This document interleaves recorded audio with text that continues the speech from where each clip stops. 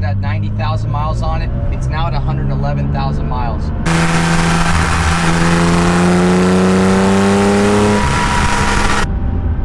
It will put a smile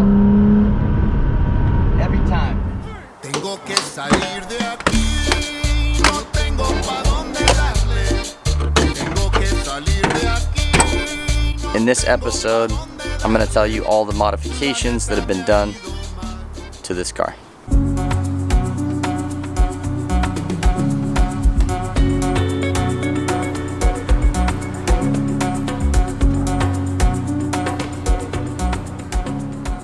And Carreras are known for being heavier, so they're right around the 2,900 pound mark from the factory, depending on options, of course. When I got the car, it looked relatively stock. It did have a set of 17-inch cup wheels on it that were from a 993. I got rid of those pretty early on. That was the best modification I actually made to this car, was just putting the right size wheels on it.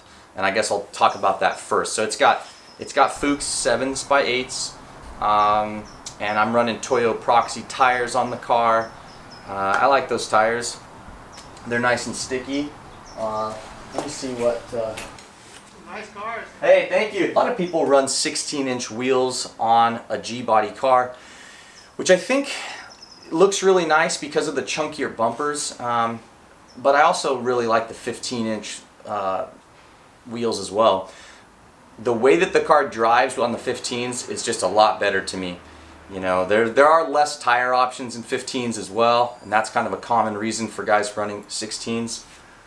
So you are pretty limited on tires. These Toyo Proxies are available. So 225/50s in the rear, and then 195/55 in the front. Those are tire sizes that you won't hear very often. I've got little smaller tires on it because, again, the Carrera has a really heavy steering feel. To lighten the feel a little bit, a smaller rim and tire is going to help that. Unless it's a full-blown track car, I really don't see any reason to upgrade the brakes. This car's got standard brakes on it, and they work really nicely. I've had all of the calipers rebuilt.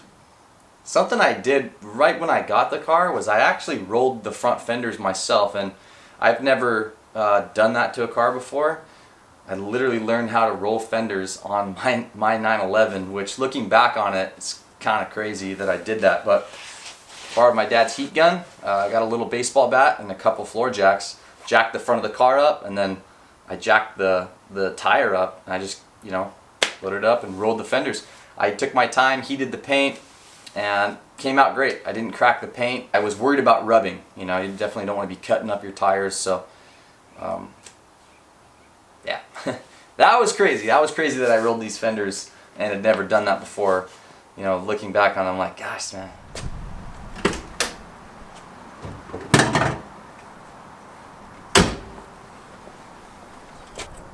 The heart of the 911. So this is actually just a standard 3.2. It's not built out to a 3.4 or anything like that. The previous owner had the engine removed, and he wanted the car pepped up, in his words. So Euro pistons and cylinders were installed. A little bit hotter cams were installed. I think they're like a 964 cam.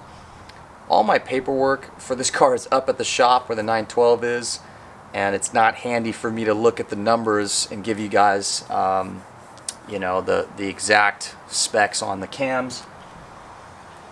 But just know it's hotter cam, you know, pistons were done, you know, Euro spec, and it's got a K&N air filter.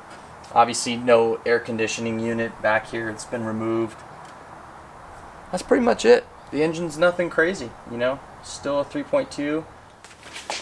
Definitely a quick little car, but it doesn't really have as much to do with the engine as much as it is that the car is just lighter weight than a standard Carrera, which leads me to the next thing to talk about, which is everything I did to the car since I purchased it in order to make it light. You know, that's the cheapest way to make these cars quicker and more fun to drive.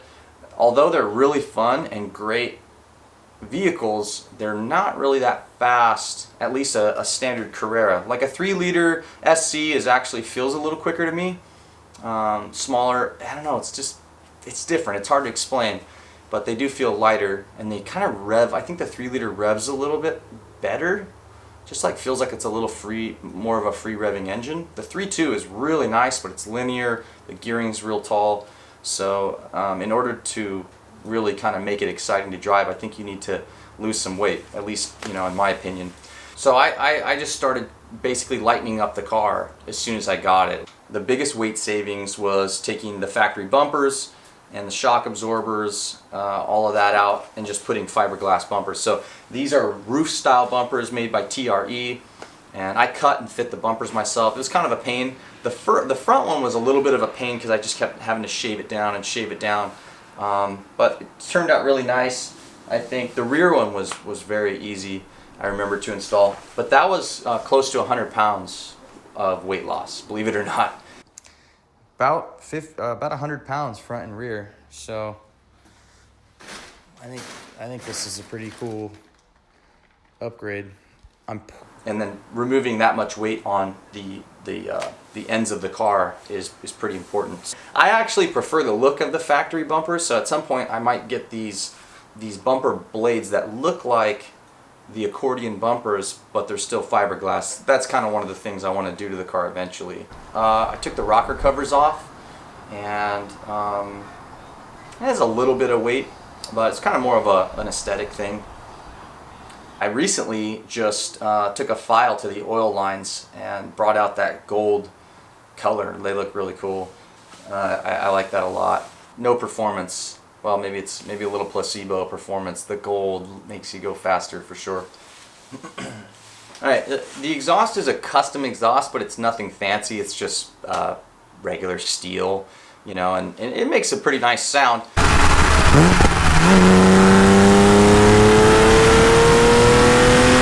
I pulled the motor, I painted the exhaust black to make it, you know, look a little cleaner, but it's really nothing fancy, and it's certainly not light. It's pretty heavy. All right, now in the interior, I tell you what, these Recaro seats, even though these are BMW seats, they're really comfortable.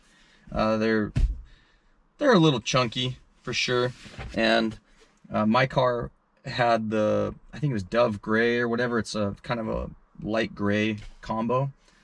So the door cards were gray, and they match, you know, obviously what's back there. So right now it looks a little mixed matched with these brown seats.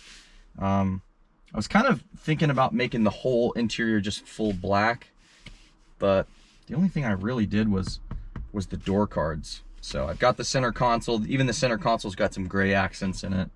The door cards are obviously gray. Yeah, I removed the center console because I'm telling you, that thing just gets in your way of your foot because the accelerator pedal is just too close to that center console. So I really like that. The G50's got a really great positive feel. The 915's awesome also. So, you know, it's a sunroof car. I never use it. I wish it was a slick top, to be honest. Momo Prototipo, pretty good feeling wheel. I like the diameter of it. I like a little bit bigger wheel, so I would like to put the factory one in this car. It didn't come with a factory wheel. It had a wood grain Nardi wheel, so I gave that to my dad as kind of a thank you for going with me to pick up the car. Gotta clean this thing up. It's a little dirty in here. The carpet's all dirty. Nothing crazy. Oh, I did change the gauges. You know, and I had the gauges kind of worked on. I've got a video on doing that from about a year ago if you guys are interested in seeing the process. But the previous owner had the gauges changed to white, and I really didn't like it. It also had the chrome bezels, so I had them done. You know, I took them to this guy John Bell, and he fixed them and made them back to, you know, the factory look for me. And so yeah, it's pretty easy. I like I think the interior of this car is so good looking. Within a month of owning the car, I took all the suspension apart and refreshed the suspension. So just standard, you know, Porsche bushings. They're all just the standard rubber. I refreshed all the rubber because it had 90,000 miles, and The shocks were kind of blown. They were squeaking a little bit, so I just wanted to kind of go through the steering and suspension. At that time, I did the turbo tie rods, which is a really common upgrade. Bilstein B8 shocks. My sway bars are the same, so they're just the factory sway bars. And I did put stiffer torsion bars in the car. I had to go run and check my notes. I couldn't remember the sizes. So the front torsion bars are 22 millimeter and the rear are 29 millimeter. That stiffens the car up a little bit. You know, after having this thing set up this way for 4 years, I would do the exact same thing. The steering and suspension on this car is sweet. It's really, really good. So it's a little stiffer for sure, but you can still do lots of, you know, it's not uncomfortable. It's not uncomfortable. I've done 3,000 mile road trips in this car and honestly been fine. Even in the Sparko seats, the thing is pretty darn comfortable. So the shocks are a little bit stiff. The steering on this car is freaking awesome. It's so good. And the car had a lot more body roll, of course, too. You know, it's been lowered just a little bit. It's probably right around Euro height. And it's pretty much it for steering and suspension. You know, it's nothing crazy. I didn't go with, it's like mono ball, you know, or I didn't put any kind of like polyurethane bushings or anything like that. Those squeak. Stay away from those unless it's a track car. One of the most recent upgrades I did was the headlights. I went to these H4s. You know, right now it's got the chrome rings on them. You can get like a little, you know, painted cover that goes on these. It's a little silly. I feel like a company should be making an H4 headlight that you don't have to put some kind of beauty trim ring over to match your paint. Which currently I'm running a set of chrome wheels, so it kind of matches and it looks pretty good. But I was a little surprised by that. I'm like, why is there not, you know, a company that just makes a set of H4s, you know, for one of these cars that has the paint matched rings? You would think that that would be something, you know, easily available with how big the market is for these cars, but whatever. Pretty happy with the H4s. They put out really good light. The H5s are, they're terrible. I dealt with them for a few years and the lighting was never very good at night. It did okay. I mean, it did the job, but this is certainly an upgrade. The adapters, okay, if you are somebody who's making parts for Porsches, hear these words, please, on behalf of everybody, you know, who owns these cars. The H5 adapter to H4, it is a 3-prong little plug. It is the chintziest, crappiest thing I've ever seen. Just when you try to plug it in, the little metal terminals bend and they move and they shift, and it's like, it should be a lot more solid than it is. Somebody needs to make a better one. Oh, and then a little side note, pro tip for you guys: if you're doing an H4 conversion, make sure that you get ceramic plugs to go to the bulbs. I'm running the lowest watt bulb in this H4. It's like a 5560, whatever it is, and I already burned up the plug on one side where my headlight went out. And if you guys have ever fit these headlights to these cars, it's a pain in the dick.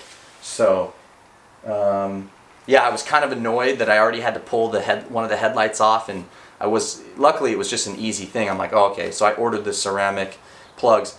That's another thing. If you guys are making headlights, if Carbone or whoever watches this video at some point, don't even sell the plug that is not ceramic, because they get too hot. Just sell the ceramic ones. It's like, these are high quality cars. You shouldn't even have a product that burns up from a low watt bulb like that.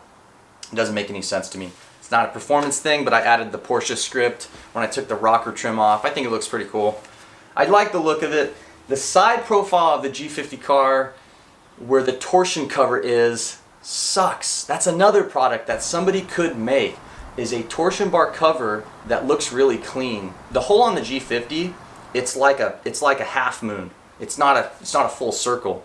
So the cover has got a really weird shape in it. I actually had a guy close mine shut because I wasn't gonna run the rocker trim, and then, you know, when I had the deck lid painted, I did the I fixed that. But it just looks weird. It'd be cool if somebody had a solution to torsion bar cover. I guess most guys are keeping the trim on, which you know, obviously is not an issue. The tail is something that I got rid of. I had the standard tail. This is the one item that I'm so disappointed in myself that I sold, but this car did have a tail when I got it. Freaking sold it like a dork. I should not have done that.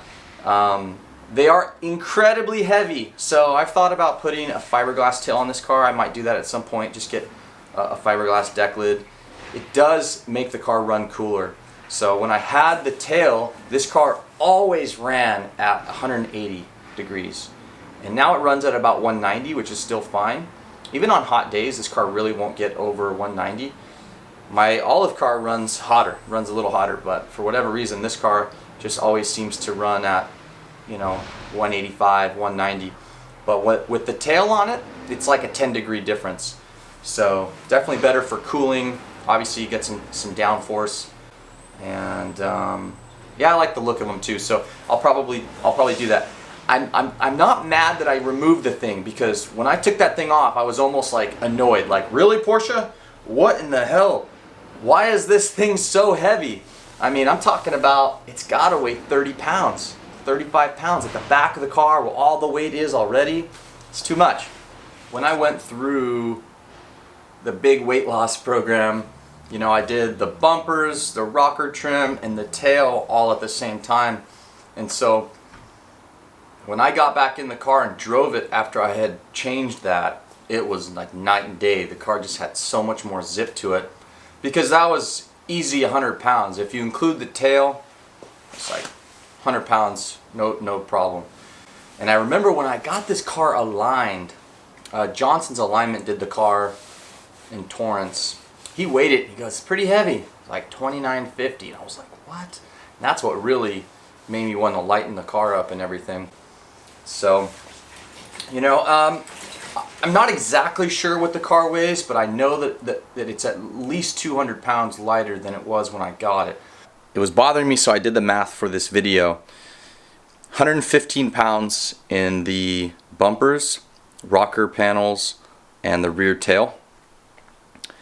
I lost 90 pounds in the interior, which is surprising. There were speakers in the doors, speakers in the rear. I have the speaker covers in the rear, but there's nothing underneath them. The radio has been, you know, deleted. The door cards, you know, the little armrests, all that stuff, it adds up. The center console, and then just the seat backs in the rear. So 90 pounds. Well, the front seats themselves are pretty heavy. So 90 pounds on the interior, and then 32 to 38 pounds for wheels and tires. Okay, and this one is kind of a cheater one, but hey, everything counts. Without the spare wheel, that's another 30 pounds. I typically don't drive with the front spare. Sometimes I do on big road trips, but aside from that, it's never in there. 30-ish pounds for the spare. So I'm calling it about 265 pounds from the time the car was aligned at 2950. So touch under 2,700 pounds. And lastly, before I leave you guys, a few things that I plan on doing to the car. It still has the AC something in the smuggler's box. I can't remember offhand if it's the blower motor. Yeah, I think it's the blower motor. That's still in the smuggler's box. There's no reason for it to be there. Plus you can stash stuff in the smuggler's box if I take that out. So I'll remove that to get more weight out of the car. And also, whatever is up underneath the front bumper and responsible for the AC is still there as well. This car hasn't had AC for who knows how long. I have no plans of putting it in there. And so that's another thing that I just need to take out just to get a little more weight out of the car. A heavy battery is also kind of dumb, I think. You know, actually, and that's another thing. You can just put the battery in the smuggler's box. That makes a lot of sense because you're putting weight there. These cars are so heavy in the rear, though. It's nice to have some weight up front. So I don't know.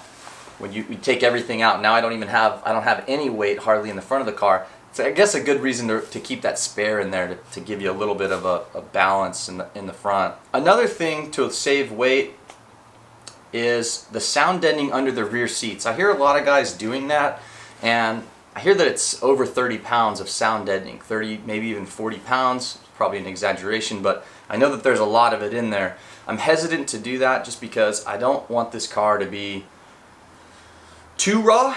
You know, I kind of really like that this is a car that I can take on a long road trip and it's comfortable.